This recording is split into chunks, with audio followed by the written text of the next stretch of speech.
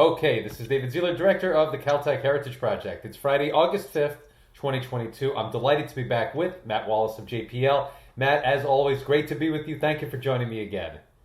Happy to be here. Thanks, David. Matt, we're going to pick up right where we left off last time, the launch of Mars 2020. We talked about all of the engineering and the science considerations up to that day. At this point in your career, all of your involvement in Mars exploration rovers before, what was different about that day? What felt brand new despite all of your history going back?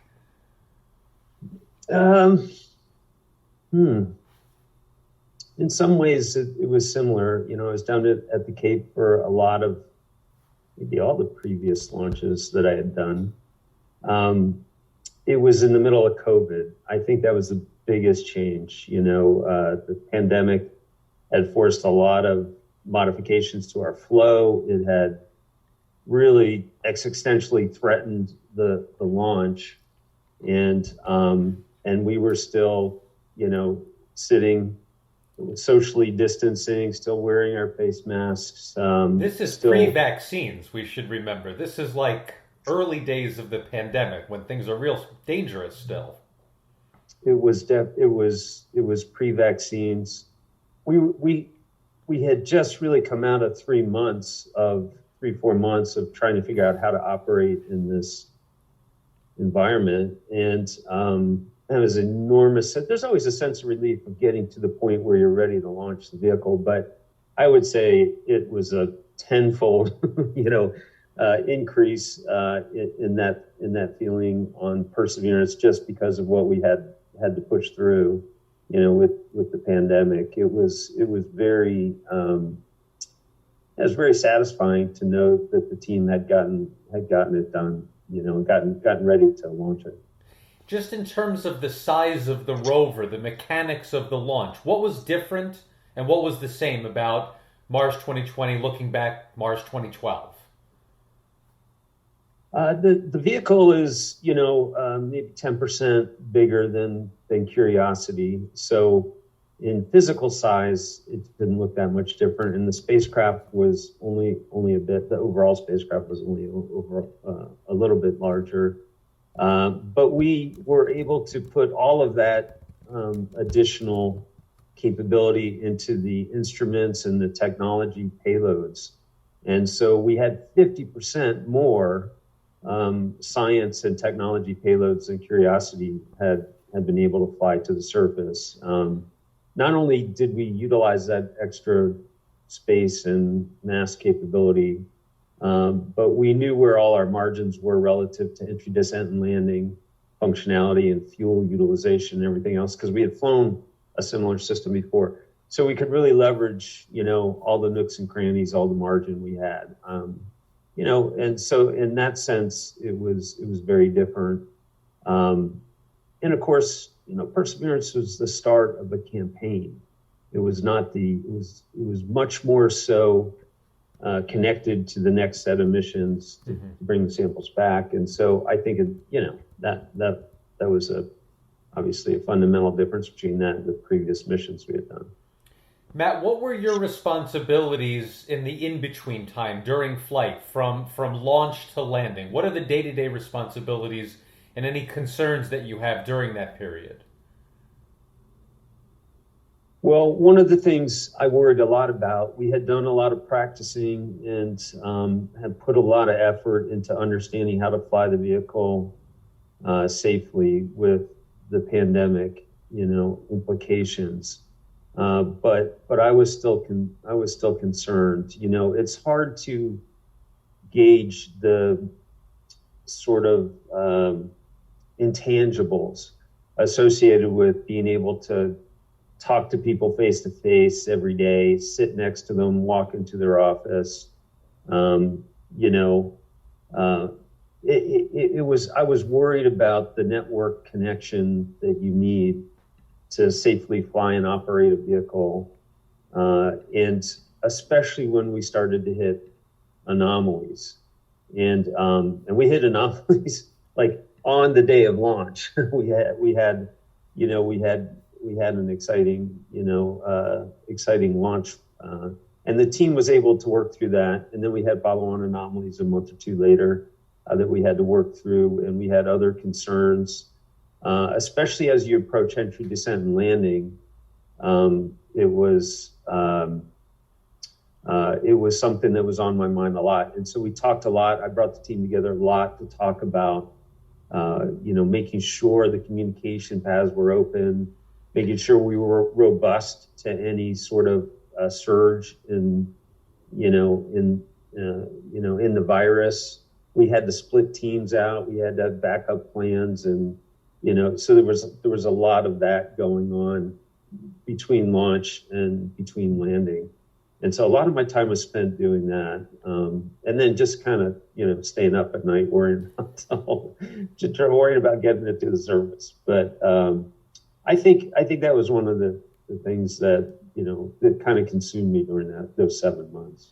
Matt, let's fast forward to February 2021, landing day. What was that day like for you? It's always a little surreal, it's an odd thing because you basically spend every day of the development cycle thinking about it. That's the most dangerous part of the mission. And so it's just constantly on your mind. And by the time you get there, that particular day, there's really nothing you can do. You have done all the preparation. We had uploaded all of the final parameter sets. We had done the final vehicle health checks. We had looked at all the configuration data that had come from the vehicle. We had done everything we could think of. There was kind of a final, early in the morning, there's this gathering together of the technical leadership team where we have to look at the navigation information to make sure the last check, on navigation looks good, that we're going to hit Mars at exactly where we want to hit it. And so there's always kind of a nervousness as to whether or not we're going to have to make a last minute trajectory correction maneuver or some kind of adjustment. We're always on guard that some piece of telemetry is going to come in that we didn't expect, and we'll have to, jump into a contingency procedure of some sort like that. But typically none of those things happen, and on Perseverance, none of those things happen. We were just getting ready for the event, and so there's some press you got to go and you got to do, and you got to talk about, it's a little hard to focus because your mind is on what's about to happen, and you end up talking about the mission and the development and there's a lot to talk about, science and what you're hoping for and all those things. But really, kind of consumed emotionally and mentally on the things that are about to happen. I found myself, interestingly enough, thinking about my job on landing day, my only real job other than going and talking to people and that sort of thing, was to be prepared in the event that there was something unexpected, an anomaly. And so I found myself making call lists and text message lists and writing down, pre-writing emails with terrible connotations of awful things that could have happened. And, I think in some ways it was good because it kind of took my mind off of things, but it was kind of right up until, 20 minutes before landing, I was looking at an old video of the control room, and I'm there and my head's down and I know exactly what I was doing. I was making a text list of all the senior management up and down the chain at headquarters in JPL that I would have to text, in the event that we had some kind of an anomaly or something went wrong. And so that's what I was, that's what I was doing that final day. Matt, the sequence, entry, descent, and landing. I wonder if you could rank them in terms of your own stress levels. What's most harrowing of the three as it's happening? Yeah, I mean, entry is It's a little nerve-wracking because it's the front end of the process, but the number of things that have to happen for entry is not that significant. We have to, I mean, normally a spacecraft's slowly rotating for stability purposes. And so we have to stop that rotation and we have to release the crew stage, which is that top ring on the top of the vehicle that gets us to Mars, but is not part of the entry vehicle, entry capsule. And so that has to happen. And when that happens, we drop comms for just a moment as it blocks the antenna, and then we pick it up again. So that first sequence of things, I mean, it feels good to see them happening, but those aren't the most demanding parts of the mission. Entry 2, interestingly enough, is, the capsule is, inherently stable going into the atmosphere. So, and we're good at creating entry capsules. And so we don't worry too much about that. We do have to do something called hypersonic guidance, which is we rotate the vehicle and it lifts, and it has a slight lifting aspect to it. And so it'll fly left or it'll fly right. And based on where we think we are relative to the ground, it has to it has to steer us. And that's a little tricky. So we worry about that a little bit. But I think the first real, nerve-wracking moment is, not that those other things are not nerve-wracking, but the first time you really are sitting there going, okay, did it happen, is the parachute deployment. Parachutes are soft fabric goods. They're not the kinds of that, engineers like to work in metal and electronics and, and so we literally are dependent on seamstresses, to do this right. And so they're not run-of-the-mill seamstress, right? These are people that are experts in their field and have been sewing parachutes for a long time, and they know what they're doing. But it's a very different feel for us, and it's opening at essentially Mach 2. Parachutes don't like to open at Mach 2, and when they do, they often shred themselves, or something bad can happen, and many times has happened in our testing. And so parachute deployment is just an enormously frightening moment. And you want to see, you're watching the Doppler from the radio signal. You very often don't actually have comms, but you can see the carrier. The comms is lost as you create this plasma cloud as you're entering. But you can usually see the carrier, and you can see the Doppler, which is basically measuring the change in the speed. And as the capsule is going through the atmosphere, it's absorbing energy and it's slowing down. But it's when that parachute hits that you see that big step function change. And if you look at the video, for instance, you'll see us all just glued to that Doppler signal on the, up on the monitor, looking for that step function change.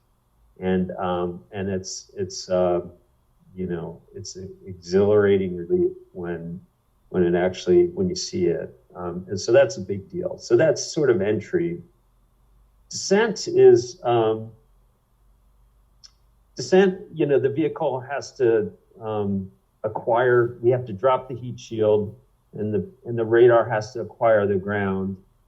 That's tricky, but all of that radar system is the same one we had used on Curiosity, and I had pretty high confidence that was all going to work the way we expected it to. And then the vehicle has to drop out of the entry capsule, and the engines have to fire. And that first firing of those big hydrazine engines is that's also very, very, very nerve-wracking because the propulsion system is much bigger than the ones we typically use on our spacecraft for just orbital and cruise type operations. And so these are big throttleable hydrazine engines. There's 8 of them. Every single one has to work. We're flowing a lot of fuel through them all at once, and there's pyrotechnics going off, and so there's these shock events that are shaking the spacecraft, and so that's a very dynamic, and it keeps your attention. And interestingly, on 2020, right when that was supposed to happen, we got a pressure in tank low pressure alarm, and the pressure in tank provides the gas to pressurize the fuel to push it through the engines, basically. And so, if in fact we lost pressure in that tank, the propulsion system would not have worked. And I remember turning to my chief engineer, who was right near me in the control room, and saying, "Hey," he was also an EDL expert, entry descent landing expert, and I said, "Hey, what about this alarm?" And he turns to me and he says, "That's expected." And I was like, okay, so my heart stops racing for just a moment. I found out later that he misheard my question, and he thought I was talking about something entirely different, and that was not expected. and so that propulsion alarm was created, in fact, by that pyrotechnic shock, which knocked out one of our sensors, our pressure sensor in the tank. And but thankfully the tank never depressurized. There was not a problem in the descent. Worked well. Would that have been catastrophic if it did depressurize? Yeah, that would have been it. Yeah, that would have been it. Whoa. And so when that red alarm came up, I was very worried. And he said, "It's expected." I thought, well, maybe, I don't know, maybe we masked that. I don't know. I couldn't figure out why it would be expected, but I trusted him. And it turned out he didn't have, he hadn't seen it. He thought I was talking about something. So anyway, we got through that. The rover has to separate from the descent stage into the sky crane, activity, and that's something we expect to happen. Okay, and so really the next thing that's worry a lot about I always worry a lot about is the rover touchdown event. There's always the possibility you're going to come down on a big slope, you're going to land on a big soft fluffy dune, you're going to hit a rock in high center or tilt, or the system is not going to slow down enough and you're going to hit too hard and damage the rover. Or the system won't recognize that you've touched down and it'll just keep coming and the descent stage will crush the rover. And so there's just 1,000 things that can be catastrophic and mission ending on touchdown. And so when we see the rover touchdown, see that it's got a stable, a stable tilt, and that we have fired the pyros to cut the tethers, and there's no indication that the descent stage is landing on top of us. We still have communications and all those sorts of things. That's when they call out Tango Delta nominal, which means touchdown nominal, and that's when we all start jumping up and down. So I expanded your question. No, that's great. That's great. Matt, in the way we've talked about this before, that there's a narrative flow to these rovers, that one builds on the next in plan for the one in the future. So with that in mind, the EDL system, so much of it was based on curiosity. That was such a great success. What about ways that entry, descent, and landing, the mechanics of that for Mars 2020 was looking ahead to sample return? What were some of the improvements or ways that we could use this to think about an even bigger, more expansive mission in the future? Yeah, the biggest change, we made a couple of specific changes, but the biggest fundamental change is that we use something called terrain relative navigation. And essentially what we added was a camera and a dedicated computer to process the imagery from that camera. And so once the heat shield fell off and the radar came on, we started taking pictures. And those pictures were then of the surface. And those pictures were then compared to maps from orbiters of that area. And we found the features, we feature mapped and matched to figure out where we were, exactly where we were in Jezero crater. And by doing that and knowing where the specific hazards were, craters or, escarpments or rock fields or whatever, we were then able to essentially divert away from those hazards and land in a safe location. And had we not had terrain relative navigation, had we not had this system, we could not have landed in Jezero crater. It was too dangerous a place to go. What was so dangerous about the crater? There's just too many hazards. If you look at Jezero, the delta comes in, and there's a big a wall that we could have hit. There's a lot of rock fields. There's a lot of dunes that are problematic. Just the sides of the crater, we could have hit the sides of the crater.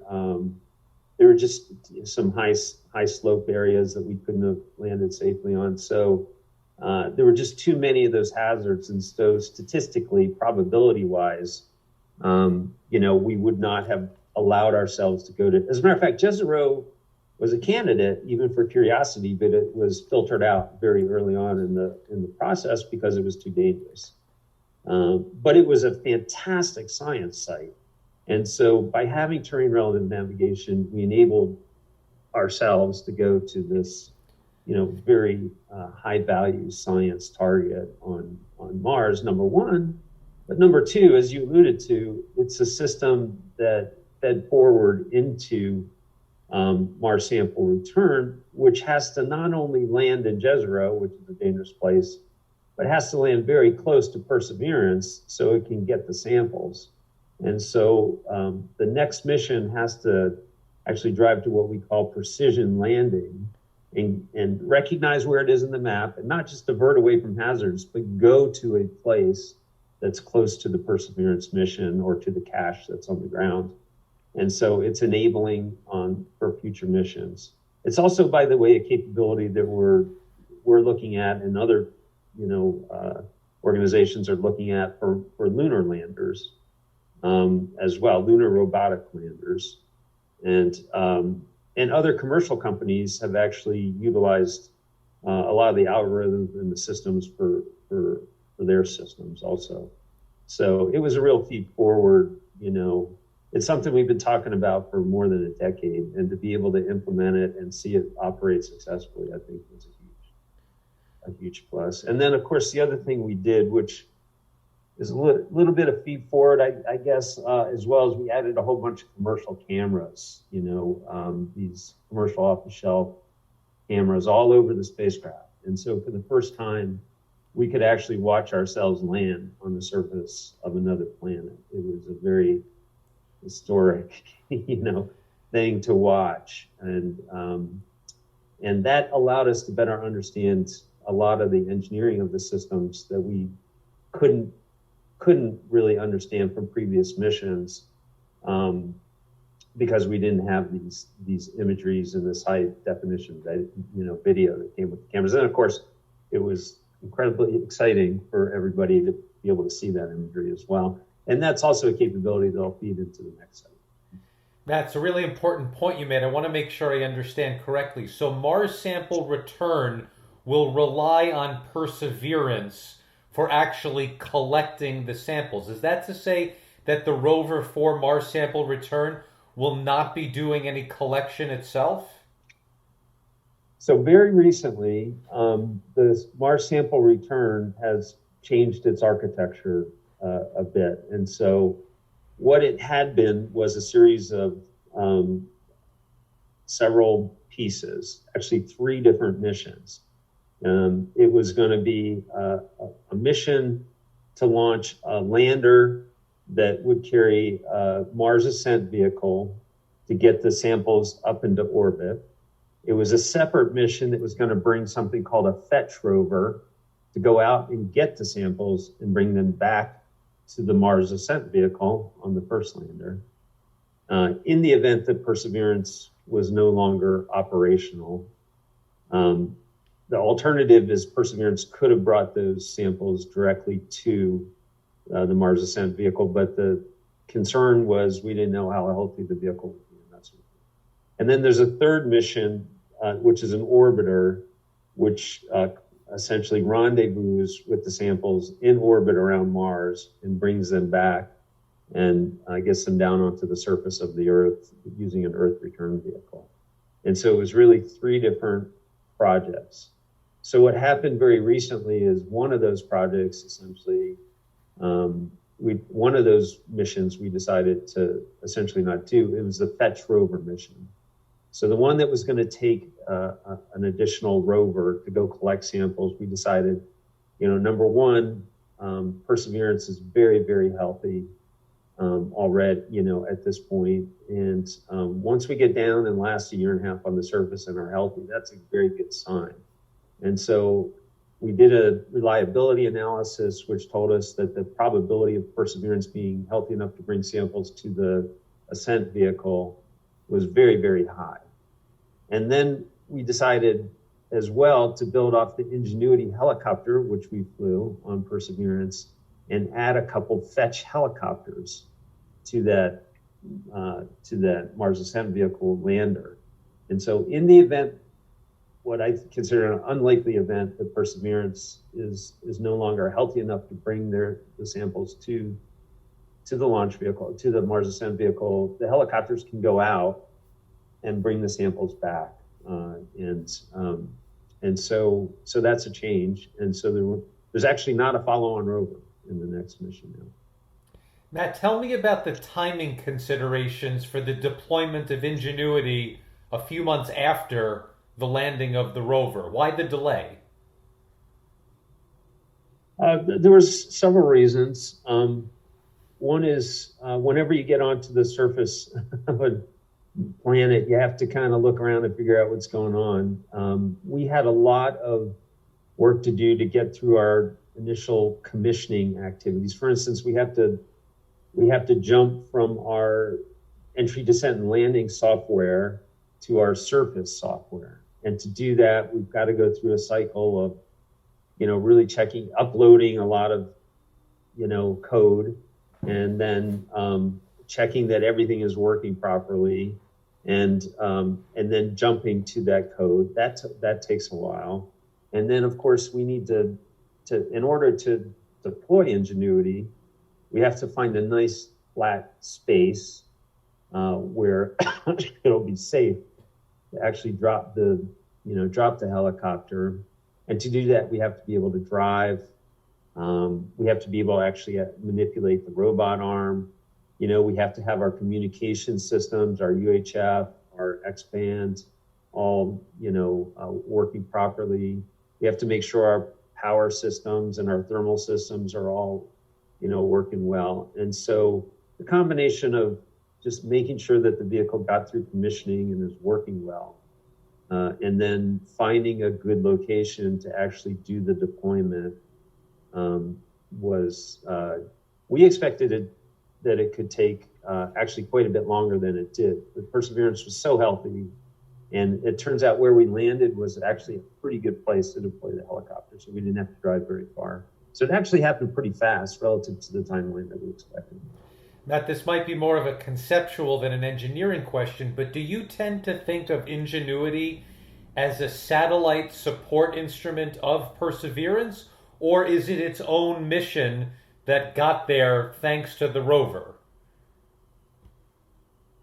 Yeah, well, probably some of both, but originally, clearly it got there because we got it there.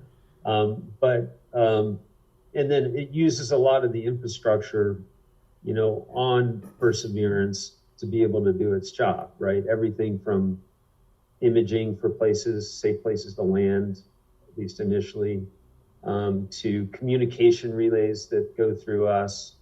We have wind sensors to give them environmental information, flight data.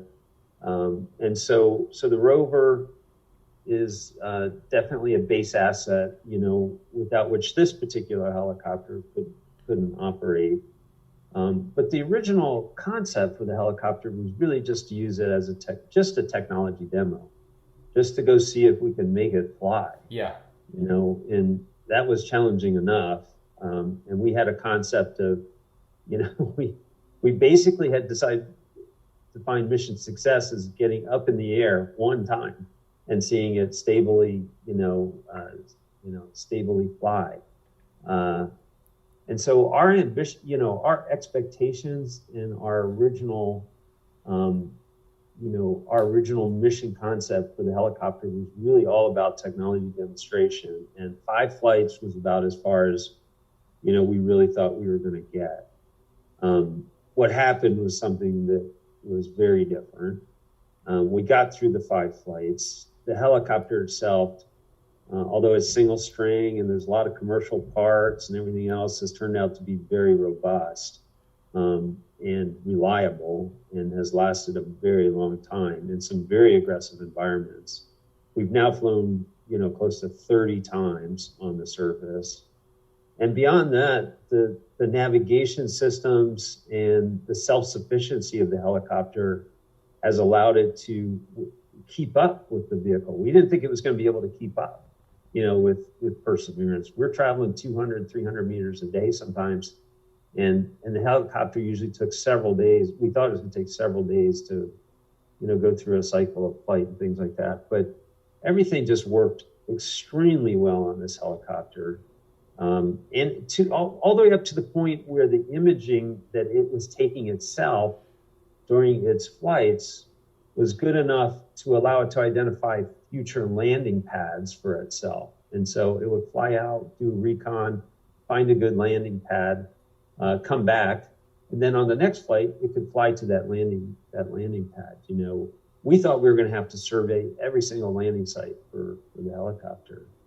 And because of all those things, what we found is the science team, who originally really considered Ingenuity a distraction, they were really worried it was going to detract from the fundamental science of the mission, to the point where we had to come up with these, we called them farewell flights, where we would fly it over the horizon just so it would stop interfering with the primary science, mission operations.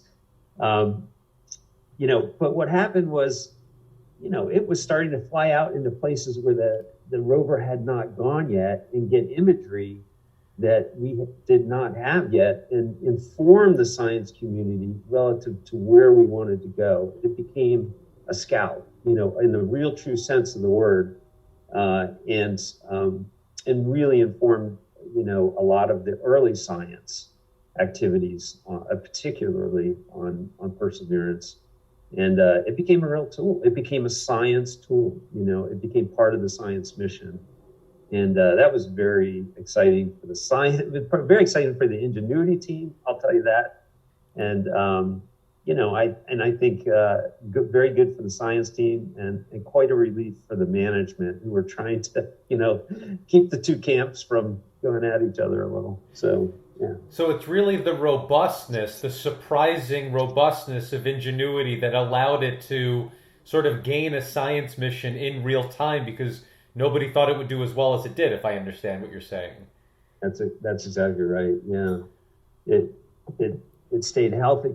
I mean, it's even, again, there's a lot of commercial hardware, and commercial hardware generally doesn't like to operate at very cold temperatures. And so a lot of the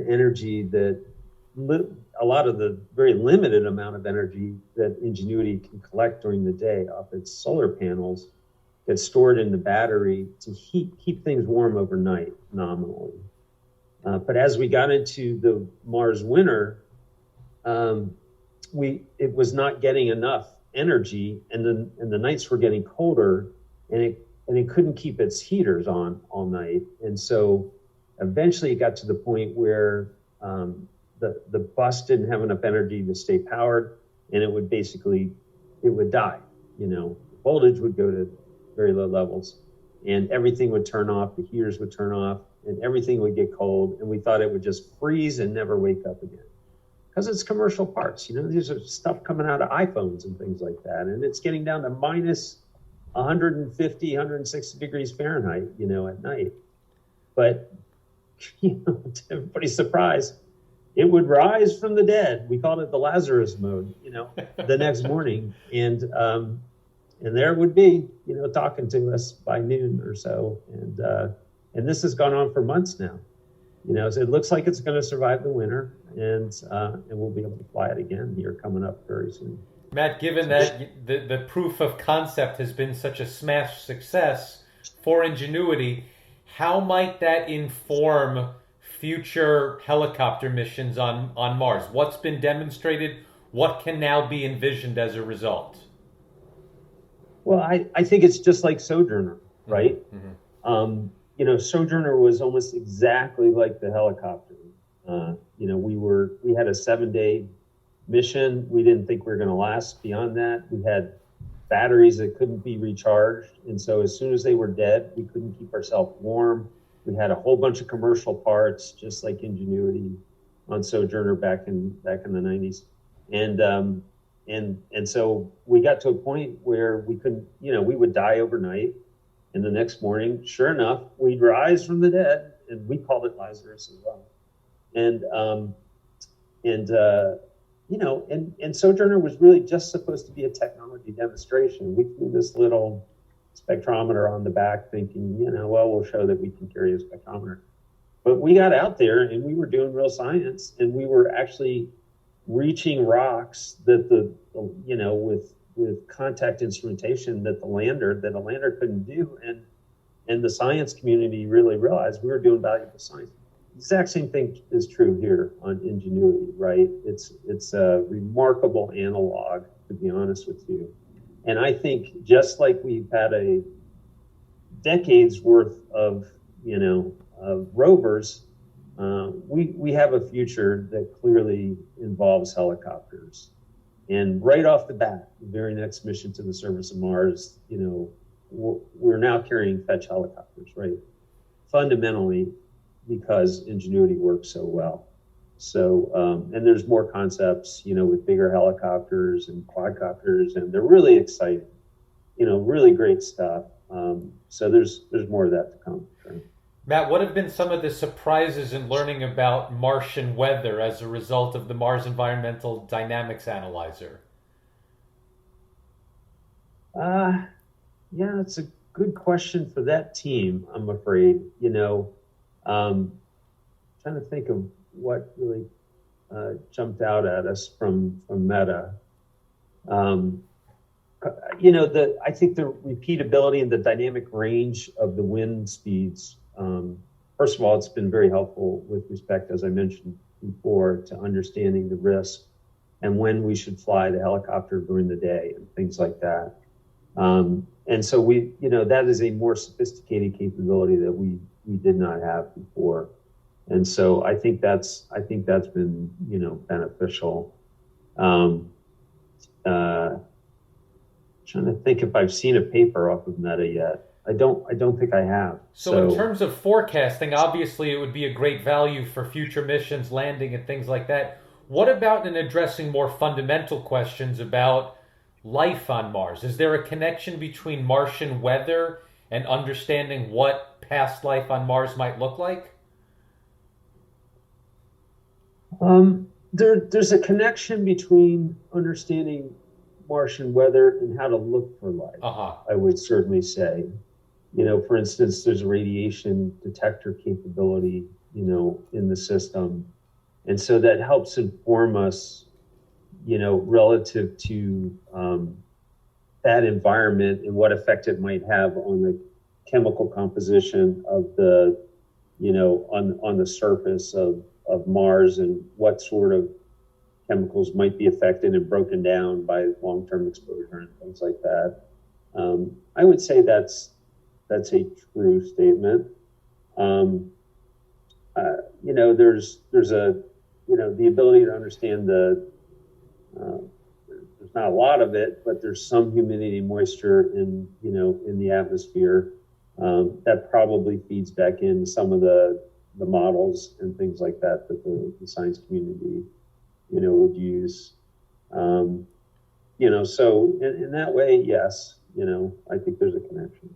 Moving to June 2021, when Perseverance first starts doing science, what are the thresholds that the rover needs to pass in order to fully embrace its science objectives on Mars? So our fundamental science objective is to collect samples. That is we have auxiliary science objectives and technology objectives, like ingenuity, like producing oxygen with the oxygen generation system. But our fundamental objectives is really to collect samples. And to do that, we had to make sure that all the rest of our instruments and mechanisms were working. Obviously, we got to be able to drive to find the targets that we want. The mast has to be working. The remote sensing capabilities up on the mast. The stereo camera sets. The laser ablation capability that comes from the SuperCam instrument. That's a standoff analysis capability has to be working. The big robot arm has to be operating properly. We have to be able to get our spectrometers out on the end of the robot arm down onto the surface so that we can interrogate these rocks that we are potentially going to sample from and understand, whether or not those are the rocks we want or not. All that has to be working pretty flawlessly. And then, of course, the sampling system itself. We've got this big rotary percussive drill out on the end of the vehicle. For the first time ever, we were having to do these free space docking maneuvers where we would engage different bits, and take those bits off and then transfer tubes down into the belly of the vehicle, into the sample caching system. We have to be able to extract those tubes. We have to look to make sure they actually have sample in them. We have to make sure that we can then seal them and store them, and then, of course, eventually drop them on the surface. So that whole complex sampling system was by far the most complex mechanism we have ever taken to Mars, by far. And so being able to check all of that out and make sure it was working properly, all those things had to be working. So those were sort of the threshold requirements. Matt, back on planet Earth, and for you specifically, just timing. When are you named Deputy Director for Planetary Science? When does that happen? So the announcement, I think, was in March, but shortly after landing. First, I became the project manager. I was the deputy project manager. I became the project manager. And then in June, sometime in, I think it was mid-June, is when I formally transitioned off of the project and into the deputy director position. Now, I assume the timing is not coincidental, that Perseverance is in a good place. That's a good time for you to make this transition. Yeah, I mean, there was always obviously an unwritten, assumption that if there were problems, I didn't need to transition. But we had a really strong team. I had a great deputy project manager, Jennifer Trosper. She's worked every mission I've worked since Pathfinder, and she knew exactly what she was doing. And her strength is really, one of her many strengths is really operations. She had been a longtime project manager on Curiosity on the surface, and so I had every confidence that unless there was some, really gnarly hardware issue that had to be dealt with, I'd be able to confidently move into my new job. And interestingly enough, my new job, the mission still reported up through a couple channels to me, so I still got to talk to him. Matt, between your predecessors and the own mark you want to make on this new position, how expansive is the purview as Deputy Director of Planetary Science? Are you now sort of responsible for the entire solar system? How much of it is still about Mars just because of your own expertise? How big is your vista in this new role? Well, this particular directorate is, I think it's about 60% of the laboratory base, business base. And so there's a lot going on in the Planetary Sciences Directorate. Not only do we have the operational Mars missions like Perseverance and Curiosity, and the orbiters like MRO and Odyssey and, at Mars, but we also have the Mars sample return campaign, which is a big, massive effort. So there's a lot of the Mars program and all the Mars sample return activities inside the directorate. So I have plenty of opportunities to, not have withdrawal symptoms from Mars. So that's all good. That's good. But it's much more than that. We have missions to Europa. We have a big mission called Europa Clipper, which is going to Jupiter moon. And it's a massive, complex flagship mission that's going to launch in 2024. They're right in the heart of the place in the mission where you got to fight through a lot of challenges. Every mission does. And so, so there's that. We have a lot of, we're actually doing more lunar work. We have Lunar Trailblazer, Lunar Flashlight. We have 3 different lunar science packages that we're responsible for, technology and science packages that we're responsible for. And so we're doing a lot of that work as well. We're always looking ahead. We just got the next decadal survey, which is Planetary Decadal Survey. And so there's a number of missions there, which are exciting. And so we're planning that formulation activity. We've got a number of functions a number of activities associated with Venus. We have a Discovery class mission called Veritas, which is going to go to Venus. And then we're building a big radar for the Europeans called Vensar, which is going to go on one of their Venus missions also. And so that's another planet, that I've learned a lot about. And there's new concepts all the time for the New Frontiers and Discovery class missions. And then I've left the last purposely one other mission that's called Psyche, which is going to an asteroid called Psyche. And it's a great Discovery class mission. It has been scheduled to launch and was getting very close. We shipped it to the Cape and we were scheduled to launch it this summer. But we were unable to complete the verification validation of the software to a level where we felt comfortable that we could launch it with the right level of confidence in the system. And so that's a planetary launch window, and which we have now missed. And we're looking at opportunities for next year.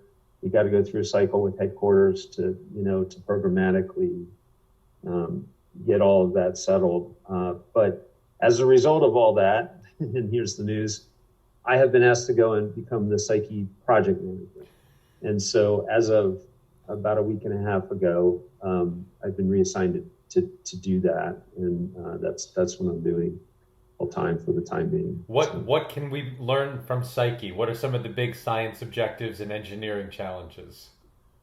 So Psyche's a great science target. It's a big asteroid out in the outer parts of the asteroid belt.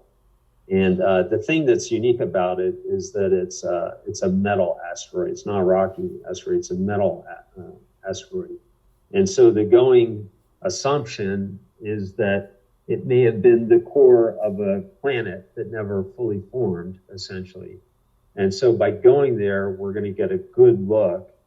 Well, first, able hopefully to confirm some of these theories, but really get a good look at something that has survived from the early days of planetary formation, in our solar system. And so it's going to be a great, cool encounter. And there's several orbital phases where we're getting closer and closer. And the imagery that's going to come back and the science that's going to come back is going to be just terrific and exciting. And so we're really motivated to get the rest of the work done on the project and enable the opportunity for a launch here and get it on its way. Matt, from Venus to the satellites of Jupiter, what are you most personally excited about, both in terms of new things to learn about our solar system, and engineering challenges to overcome to get there? Well, of course, Mars sample return is always going to be close to my heart with all the Mars work that I've done and we've talked about. But I'm these planetary missions that are doing remarkable fundamental, science. These big ocean worlds, for instance, these ice giants and ocean worlds that we're sending these spacecraft to, they're going to be searching for life as well, and so there's an opportunity, right? If we, to find evidence of the same types of things we're going to be looking for in these core samples that come back from Mars. And to me, scientifically, that's, that might be the most exciting part of the job. Is I would love to see it, something, some evidence that life has in fact evolved in some place other than the Earth. Or even if we find that it hasn't in these environments that are conducive and habitable for life, that would also be a stunning sort of thing. But I've kind of got to the point where I actually have heard enough that I kind of feel like that's going to happen. We're going to find something, in one of these habitable environments. And for me, that's incredibly exciting from the science side. On the engineering side, all these missions come with great engineering challenges. And but one of the things we haven't talked about, which I'll mention, is some of the lunar programs that are coming up. In particular, in the decadal survey, there was something called Endurance A, which is a big lunar rover, robotic lunar rover. And the idea for this rover is to take it to the South Pole, basically, and collect samples like 2020, only big, big rocks. Think Hummer, think a big truck-like thing, and to bring these samples to a place where an astronaut could actually get the samples, decide which ones they want, and bring them back. And in fact, we're talking about ways of modifying this big rover vehicle so that so that we can change its mission and take different payloads and things like that. It's a really cool mission concept, and it was very highly rated in the Planetary Decadal Survey. And it's an opportunity to do a mission that, a lot of these missions will take 5, 6, 7, 10, 12 years to get to their targets. That's just the nature of it. The moon's right there, We have an opportunity to do something that's challenging for our roboticists, and that is a little less formal than a flagship mission, and so we can bring a lot of new technology to bear, which is engineeringly very exciting.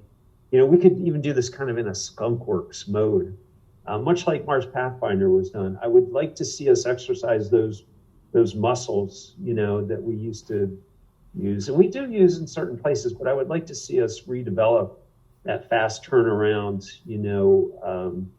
not afraid of failure kind of mentality a bit. And I think there's an opportunity from an engineering perspective to do that. And I think it's the kind of thing that people just, coming out of college and are seeing these commercial space organizations, really pushing the envelope. I think it's an opportunity for us to do the same thing at JPL.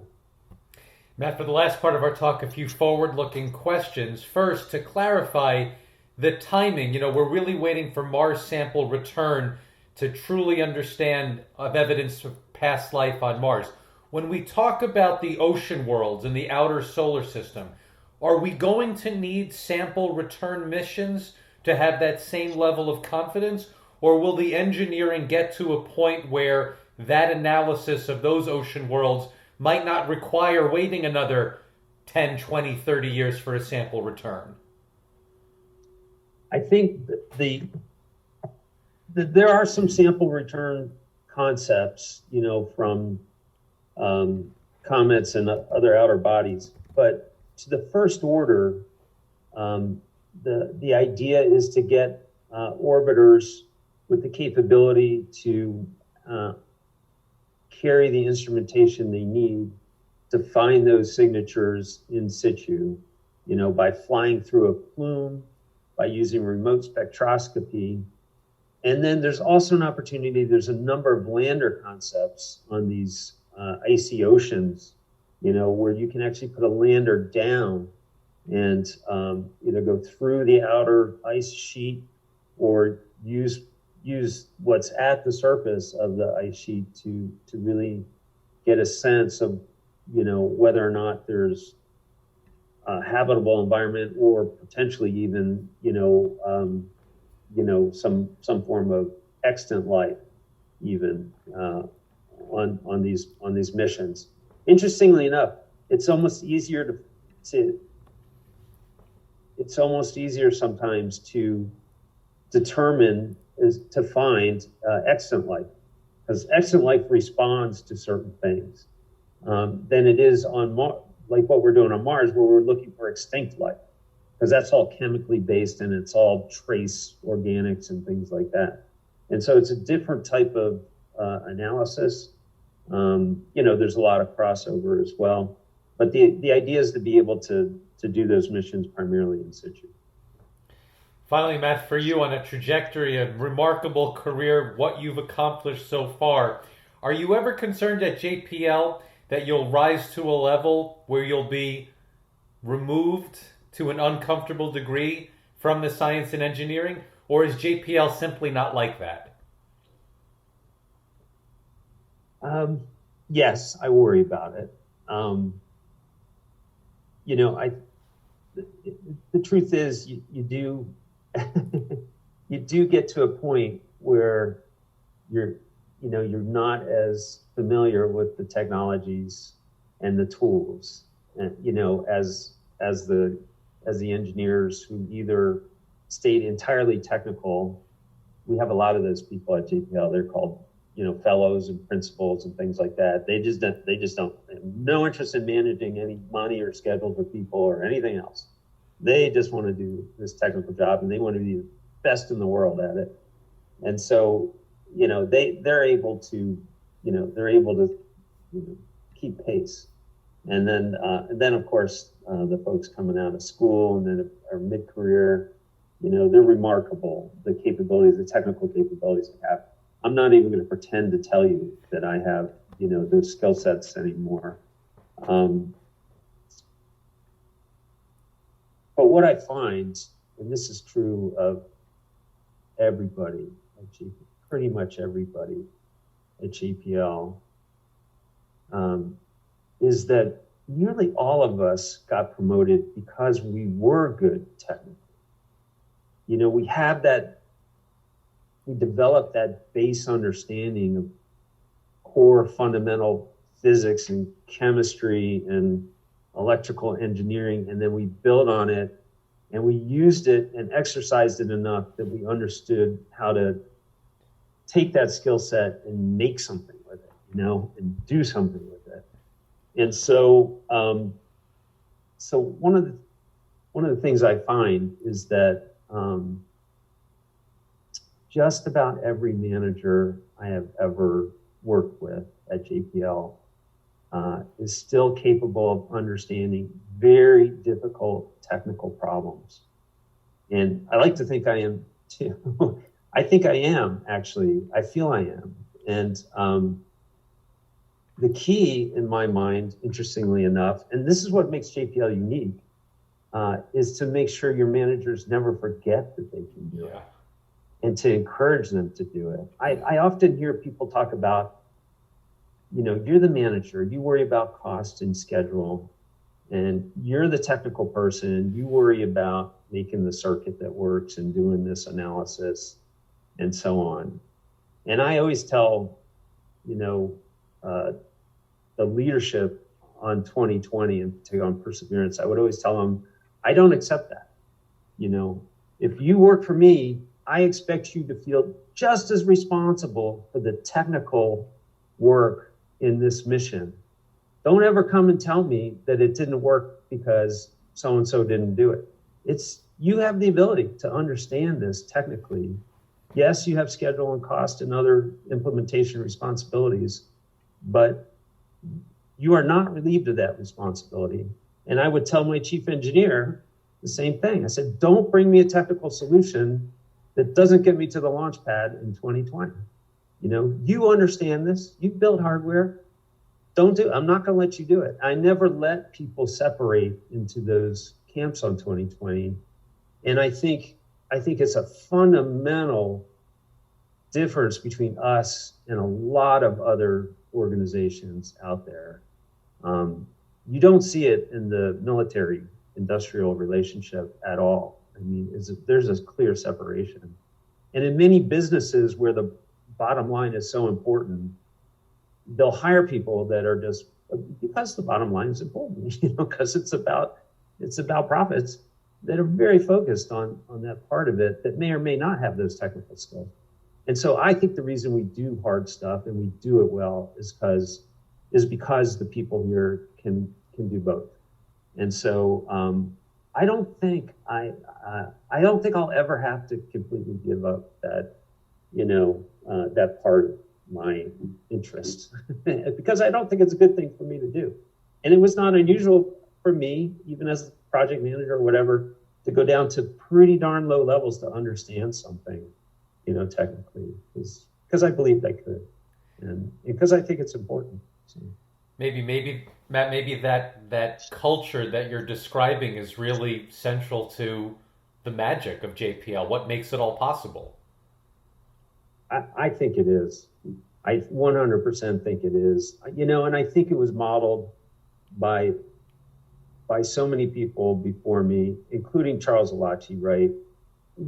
A preeminent world expert in radar science and in radar systems becomes the manager of this massive 6,000, 7,000 person organization with all kinds of programmatic responsibilities and administrative responsibilities. And he's not the only. I mean, we constantly bring scientists, and in some cases engineers, into that role. I think it is 100% the fundamental driver for the magic that JPL can create. Matt, this has been an incredible series of discussions, a treasure for Caltech history, for JPL history, for space history. I want to thank you so much for taking time out of your busy schedule to do this with me. Thank you so much. I was happy to do it, David.